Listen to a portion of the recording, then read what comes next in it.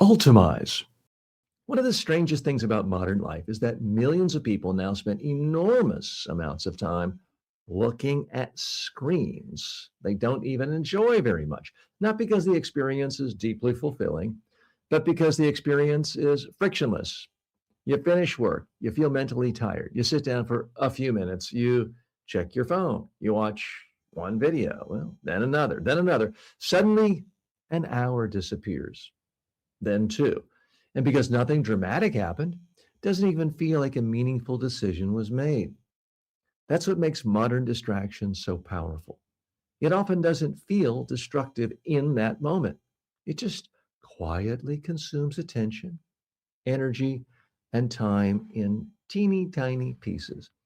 One reason weekends now leave many people emotionally depleted is that the brain never fully exits stimulation mode. The nervous system stays activated almost continuously. Notifications, videos, scrolling, messages, news, algorithms, streaming platforms, recommendations, alerts. Your attention keeps getting fragmented all day long. And fragmented attention, it's exhausting. One of the most important things you can do during a weekend is not merely relax, it's reduce unnecessary cognitive fragmentation. That's very different.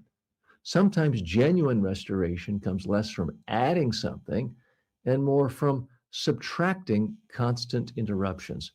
Even small changes can matter enormously. Leaving your phone in another room for an hour, going for a walk without earbuds, playing a sport without checking notifications every 10 minutes, having dinner with people while phones stay off the table. Those experiences often feel strangely calming because your brain is finally doing fewer things at the same time.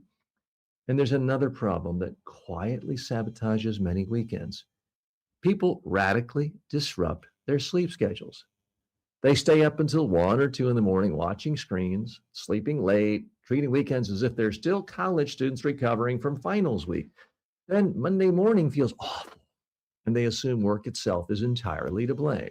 But sleep researchers consistently find that dramatic shifts in sleep timing can leave people feeling jet lagged, foggy, irritable, and exhausted, even without changing time zones.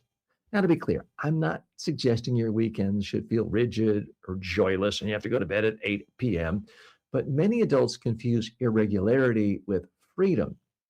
You could still watch a movie, spend time with friends, enjoy yourself, and have a wonderful Saturday night without staying awake until 2 in the morning, staring at glowing rectangles.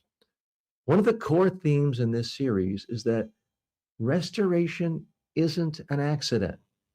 You often have to protect it intentionally because modern technology is extremely effective at capturing attention, but it's extremely ineffective at restoring your energy.